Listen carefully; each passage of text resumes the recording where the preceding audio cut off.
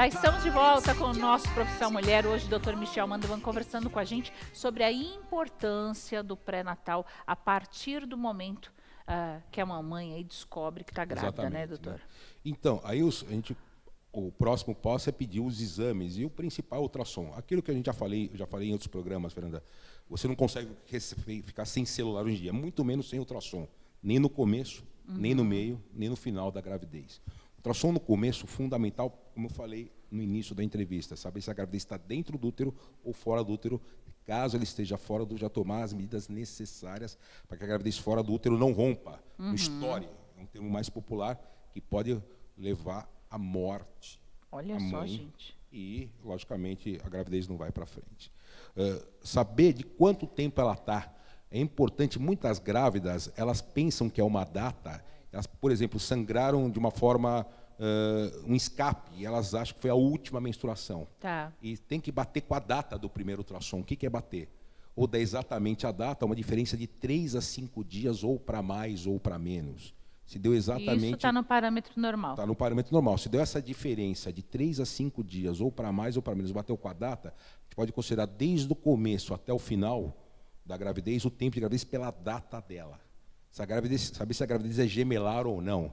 Gemelar são 2 ou mais, é um termo genérico. Quando a gente fala que a mulher está grávida, ela é uma dupla felicidade para a mãe ou tripla, ou uma dupla ou tripla preocupação para o médico, porque também, é uma gravidez, né, de alto risco.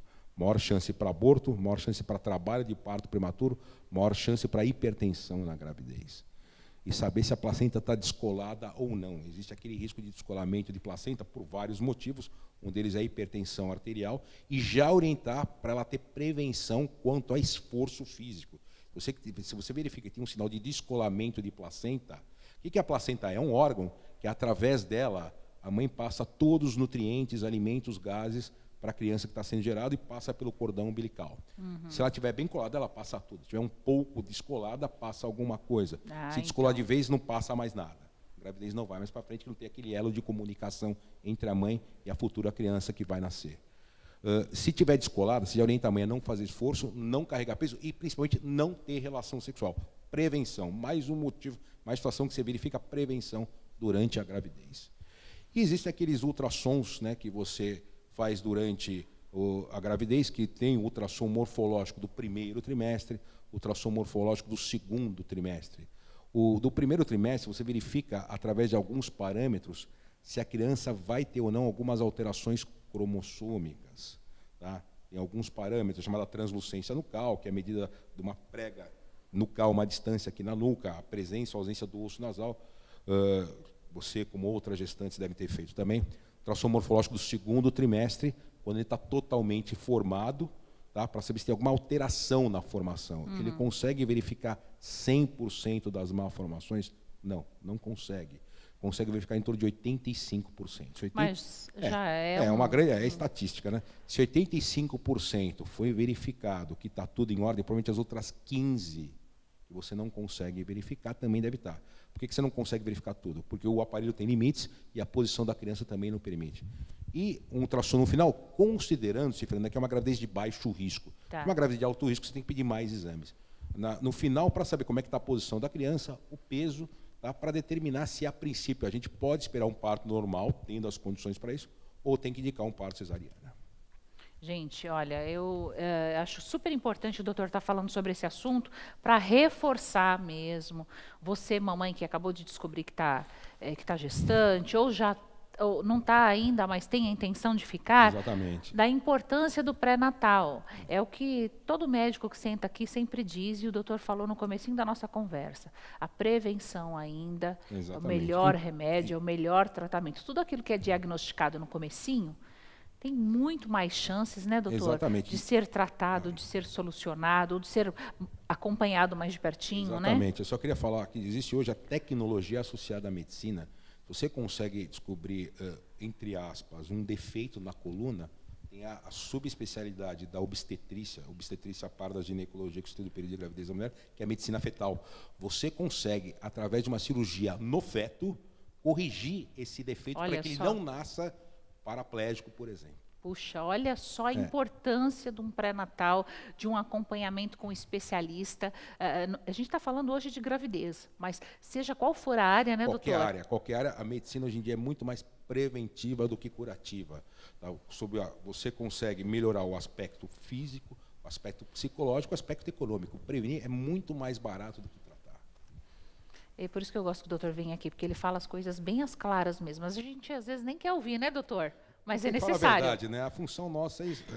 Eu sei que a gente está falando para milhares de pessoas, tá, de uma forma popular, né? Existem alguns termos científicos, mas a gente não pode condenar nada, né, Fernanda? Tem que falar a verdade. Com certeza. Tá? A informação é o bem mais importante que a gente tem, com certeza. Doutor, quero te agradecer mais uma vez, viu? Tá? E que a Sophie traga felicidade para vocês, que com certeza vai trazer um presente divino para toda uma eternidade. Muito obrigada. Daqui a pouco ela já está aqui gravando junto. Se Deus quiser. Doutor, obrigada mais uma vez. Agora, já que o doutor está falando de pré-natal, tem a continuação, né, Dani? Não é? É, com certeza. Depois que nasce, aí vem outras preocupações. E tem uma, gente, que não é uma preocupação, mas às vezes a mãe fica um pouquinho cansada, aquela agitação dentro de casa. Às vezes tem irmãos. Como é que a gente faz para ter aquele cantinho de sossego, digamos assim, Dani? Então, Fê, assim, a brinquedoteca é uma coisa que muita gente às vezes pensa, não precisa, para quê? Fica dentro do quarto. Muitas vezes é um espaço dentro do quarto mesmo, né?